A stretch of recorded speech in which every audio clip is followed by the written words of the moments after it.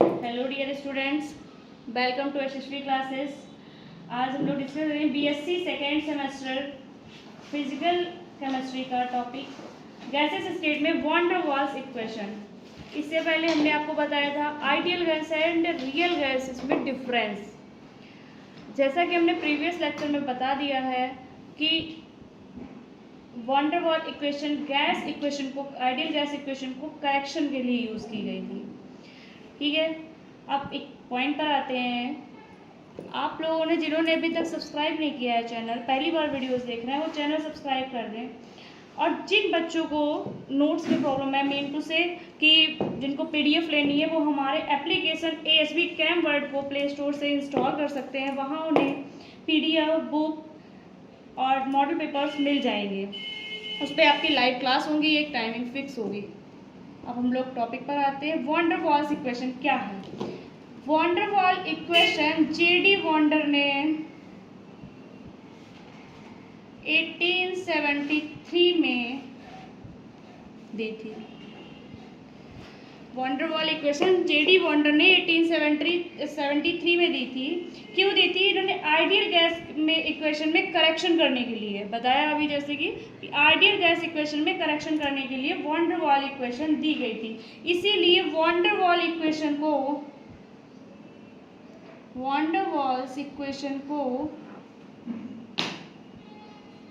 Ideal gas equation में correction भी कहा जाता है। वॉन डर वाल इक्वेशन को आइडियल गैस इक्वेशन में करेक्शन भी कहा जाता है।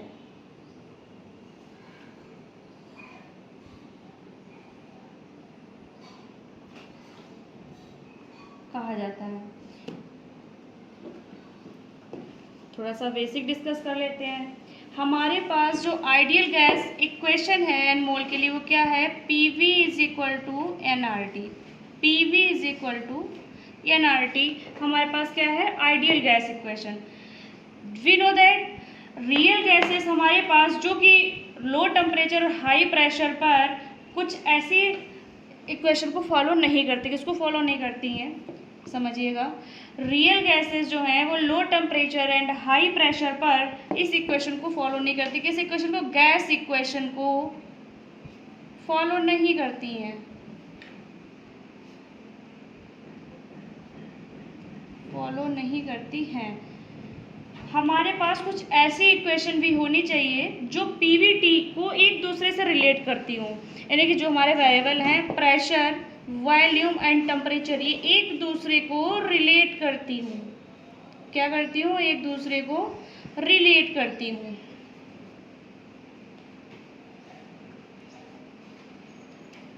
तो इसी के बेस पर वॉन डर वाल ने दो करेक्शन किए थे। पहला करेक्शन क्या था? Volume of molecules. Volume of molecules, दो करेक्शन किए हैं। क्या करेक्शन किए? पहला है वॉल्यूम ऑफ मॉलिक्यूल्स यानी कि वॉल्यूम करेक्शन, और दूसरा है आपका force of attraction.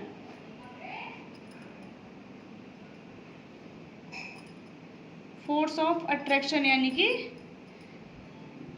Pressure correction. क्या है आपका? Pressure correction. क्या है ये हमारे पास? Pressure correction. अब करेक्शन फॉर वॉल्यूम देख लेते हैं क्या है।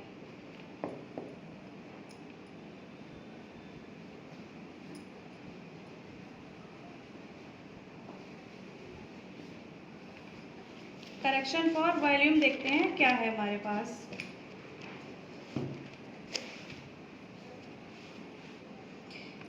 Late us assume 1 mole gas का आयतन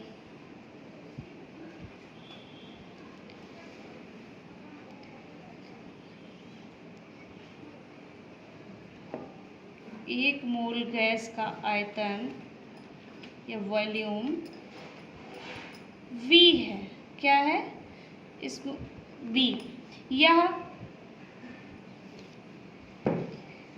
वह फ्री स्पेस है जिसमें गैस के मॉलिक्यूल फ्रीली मूव करते हैं, जिसमें गैस के मॉलिक्यूल फ्रीली मूव करते हैं। समझिएगा जरा,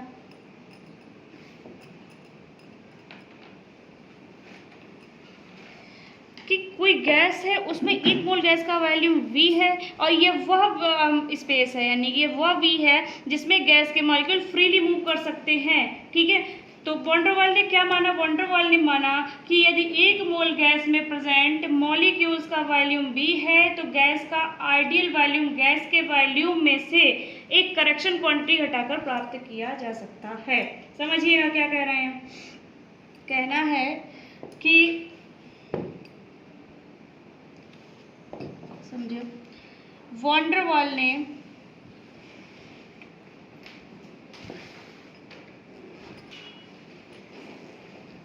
ये माना कि यदि 1 मोल गैस में प्रेजेंट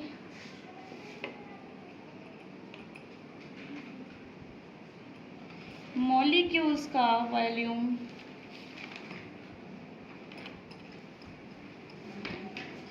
B है, तो गैस का आइडियल वॉल्यूम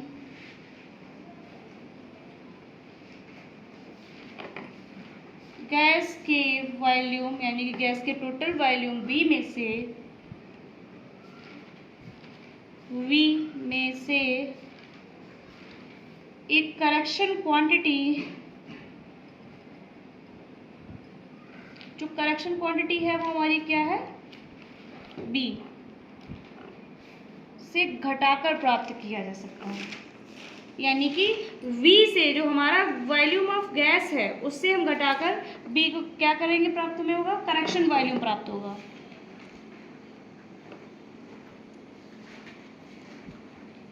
किया जा सकता है। ठीक, करेक्शन वॉल्यूम हमारा क्या है?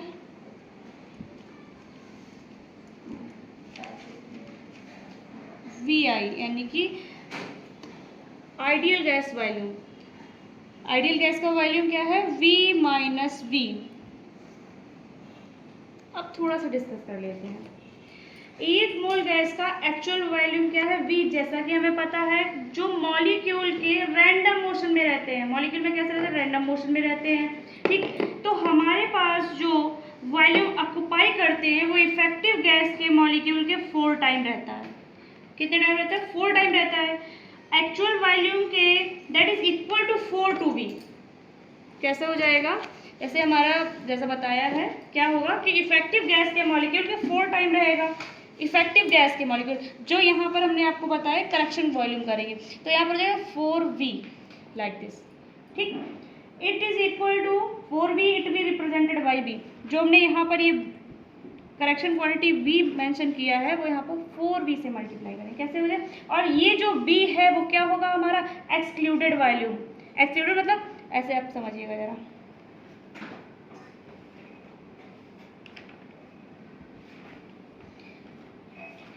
ये हमारे गैस का वॉल्यूम है, ये करेक्शन क्वांटिटी वॉल्यूम है।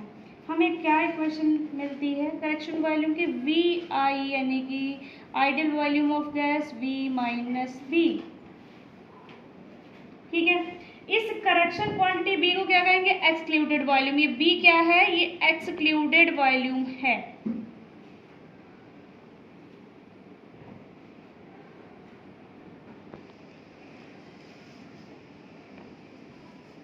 और ये जो V है वो क्या है? प्रत्येक गैस के लिए कांस्टेंट है। V is equal to a constant. क्या है? ये V जो है वो कांस्टेंट है, जिसकी वैल्यू मॉलिक्यूल के साइज पर डिपेंड करती है।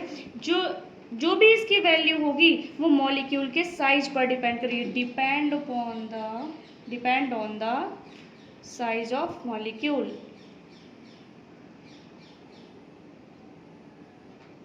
Size of molecules.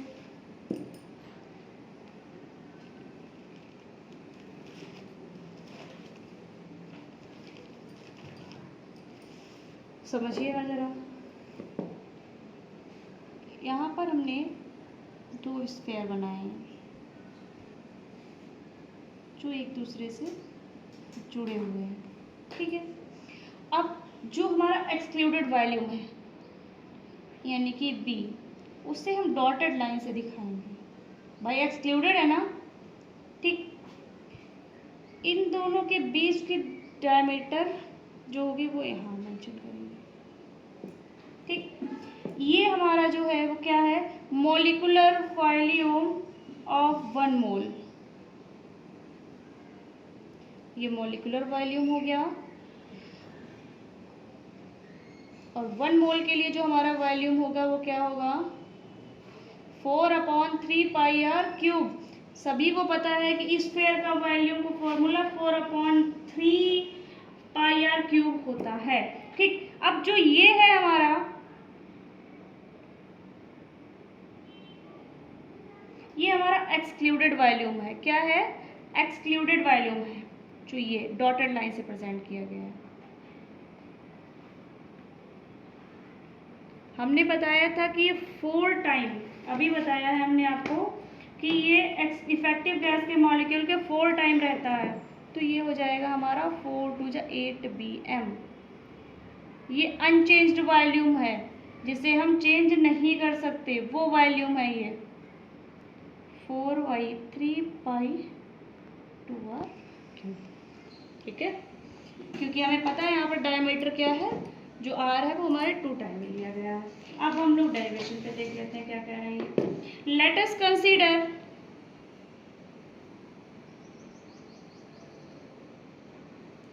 कंसीडर एक मॉलिक्यूल का हाफ डायमीटर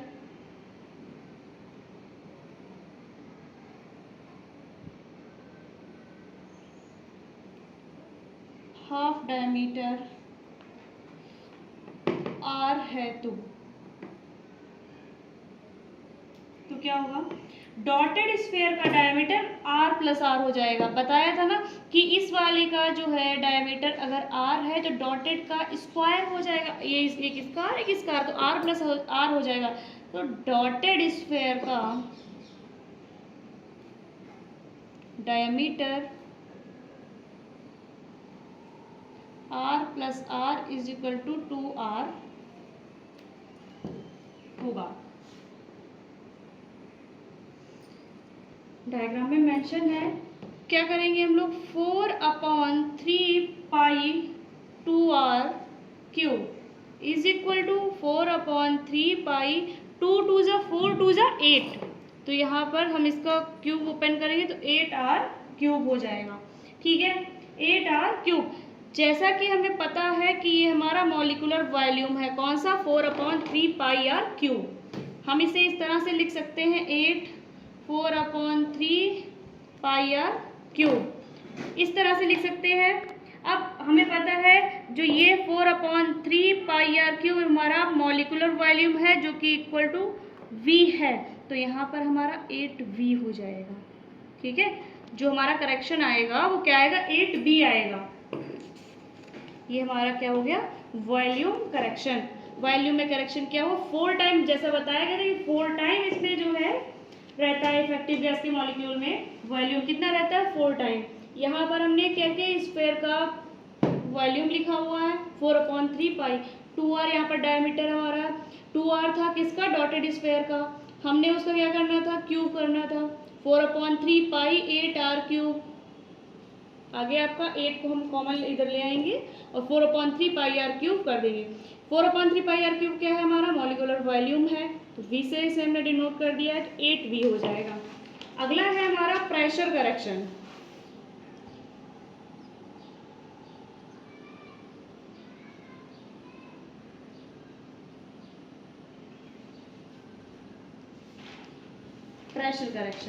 प्रेशर करेक्शन को हम क्या कहते हैं, फोर्स ऑफ अट्रैक्शन। इसको हम फोर्स ऑफ अट्रैक्शन करेक्शन भी कहते हैं। क्या है, यह करेक्शन इंटरमॉलिक्यूलर अट्रैक्शन फोर्स के कारण दिया गया है। किसकी वजह से दिया गया है, इंटरमॉलिक्यूलर फोर्स अट्रैक्शन फोर्स के कारण। क्या है, किसी गैस का प्रेशर इसके मॉलिक्यूल द्वारा वेसल्स की बॉल पर टकराने से उत्पन्न होता है। हमने जब गैसेस की कैरेक्टरिस्टिक्स बताई थी तो बताया था कि इनमें कोलिजन बहुत हाई रहता है। क्या रहेगा, गैस का प्रेशर इसके मॉलिक्यूल्स द्वारा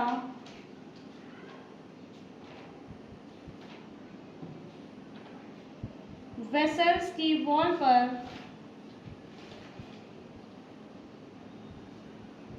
टकराने से उत्पन्न होता है।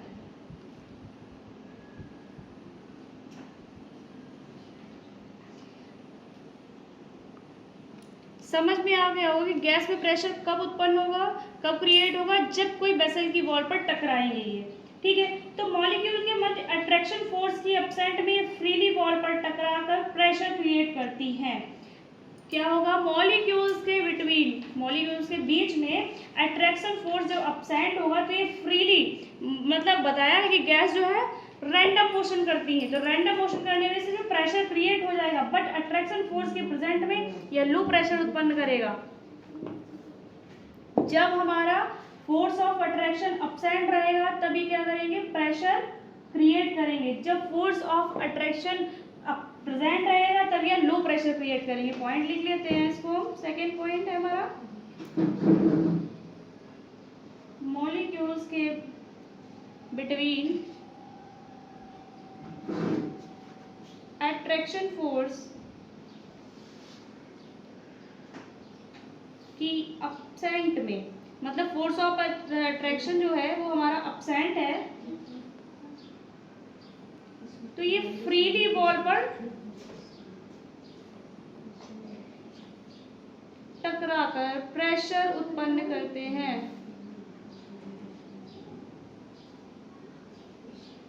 प्रेशर क्रिएट करते हैं। लेकिन जब फोर्स ऑफ अट्रैक्शन प्रेजेंट होगा, फोर्स ऑफ अट्रैक्शन प्रेजेंट होगा तो यह लो प्रेशर उत्पन्न करेगा, यह क्रिएट करेगा।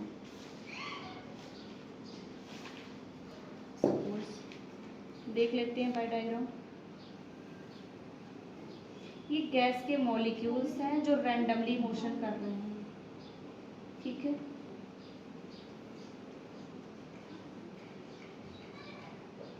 मान लिया हमने ये ए मॉलिक्यूल है, एक ये बी मॉलिक्यूल है,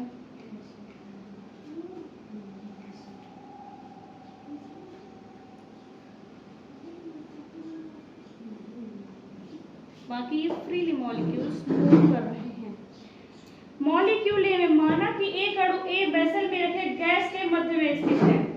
ये जो है ए है, माना ये मिड में है, तो यह मॉलिक्यूल चारों ओर अन्य अणुओं से घिरा हुआ है। देख सकते हैं आप कि ये जो है अन्य मॉलिक्यूल से घिरा हुआ है। क्या होगा अगर ये, तो सामान्य रूप से अन्य मॉलिक्यूल के द्वारा अट्रैक्शन ज्यादा रहेगा। जब अभी बताया था ऊपर कि अट्रैक्शन ज्यादा रहेगा तो हमारा प्रेशर लो रहेगा। इनफैक्ट यहाँ पर नेट करेक्शन फोर्स जो आएगा वो जीरो हो जाता है। नेट करेक्शन फोर्स जो जीरो हो जाएगा, प्रेशर लो रहेगा। मॉलिक्यूल बी में, मॉलिक्यूल बी जो वेसल की बॉल के नियरली है, ये देखिए वेसल की बॉल के पास में है, इसे टकराने की स्थिति में है। ये जो हमारा मिड में है टकराने की स्थिति में नहीं है, यानी कि यहाँ पर फोर्स ऑफ अट्रैक्शन ज्यादा है। फोर्स ऑफ अट्रैक्शन ज्यादा होगा तो प्रेशर लो होगा। ये बॉल के टकराने की स्थिति में है, जैसा कि पहले की थ्योरी में बताया आपको ऊपर कि जब एक टकराते हैं, प्रेशर गैस का प्रेशर मॉलिक्यूलर वेसल की बॉल पर टकराने से उत्पन्न होता है। ये टकराने की कंडीशन में है, ये टकरा सकता है। तो यहाँ पर क्या होगा, तो बैक में स्थित मॉलिक्यूल द्वारा ही अट्रैक्ट होता है, तब बी मॉलिक्यूल द्वारा एक खिंचाव बल कार्य करता है। कौन सा बल कार्य? यहाँ पर खिंचाव बल, एक दूसरे में पुल होंगे, जिसके कारण बी के पात्र की दीवार से टकराने का वेग कम हो जाता है। क्या पॉइंट है, ध्यान दीजिएगा। इनके बीच एक खिंचाव बल कार्य करेगा, ये क्या करेंगे, एक दूसरे को एक तरफ पुल करेंगे, जिससे के कारण बी के, ये बी वेसल है, सॉरी बी मॉलिक्यूल है, जो कि वेसल की बॉल से टकराने से इसका वेलोसिटी कम हो जाएगा, जो कि बॉल पर लो प्रेशर क्रिएट करता है। ये क्या करेगा, लो प्रेशर क्यों करेगा, क्योंकि इसको अपनी तरफ पुल किया जा रहा है। जो अदर मॉलिक्यूल्स है वो इसको अपनी तरफ खींच रहे हैं, तो अपनी तरफ खींच रहे हैं तो इनके बीच क्या हो गया, वेलोसिटी कम हो गई है। हेंस यह फोर्स ऑफ अट्रैक्शन जो कि टकराने वाले अणुओं पर लग रहा है, गैस में उपस्थित अणुओं की संख्या या घनत्व के समानुपाती अथवा आयतन V के व्युत्क्रमानुपाती होता है। समझिए क्या कहना चाह रहा है। फोर्स ऑफ अट्रैक्शन जो कि टकराने वाले अणुओं पर लग रहा है, जो मॉलिक्यूल्स टकरा रहे हैं बसल से, उन पर कौन सा फोर्स लग रहा है? फोर्स ऑफ अट्रैक्शन लग रहा है। गैस में प्रेजेंट मॉलिक्यूल्स के नंबर या डेंसिटी उसके क्या होंगे? ये प्रोपोर्शनल होंगे और वॉल्यूम के इनवर्सली प्रोपोर्शनल होंगे। कैसे? प्रेशर जो है वो वॉल्यूम के इनवर्सली प्रोपोर्शनल है। किसके? उसके स्क्वायर के। अब देखिए यहाँ पर हमने ए कांस्टेंट ले लिया, P is equal to a upon b square. A क्या है? कांस्टेंट है, जिसे कोफिशिएंट ऑफ अट्रैक्शन भी कहते हैं। कोफिशिएंट ऑफ अट्रैक्शन कहते हैं। A is a coefficient of attraction.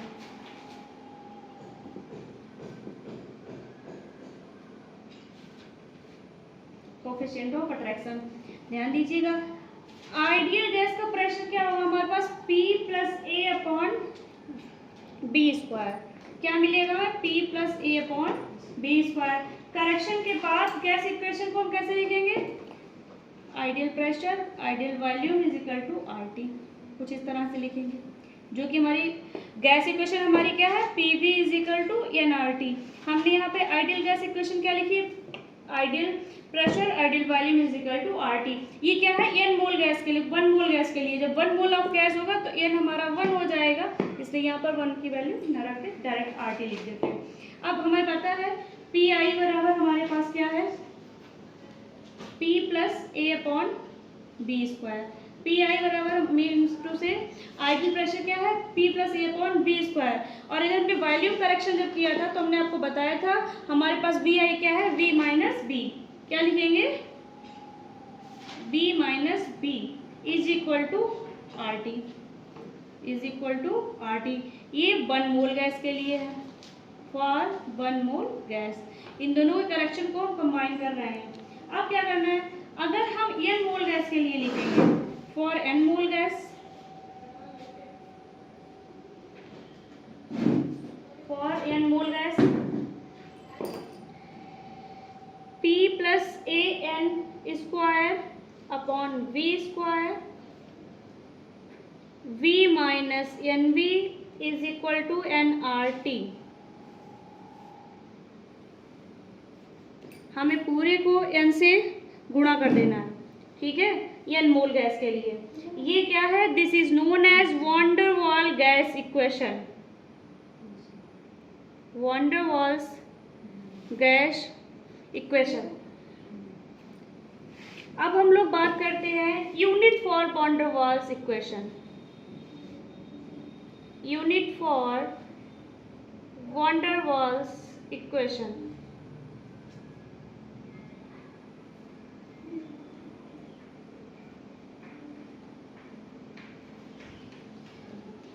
Unit कैसे निकालेंगे? इसमें हमने ये 2 टर्म यूज किए हैं, एक A एंड B। B हमने वॉल्यूम के लिए, A हमने प्रेशर के लिए यूज किया है, जो कि क्या है?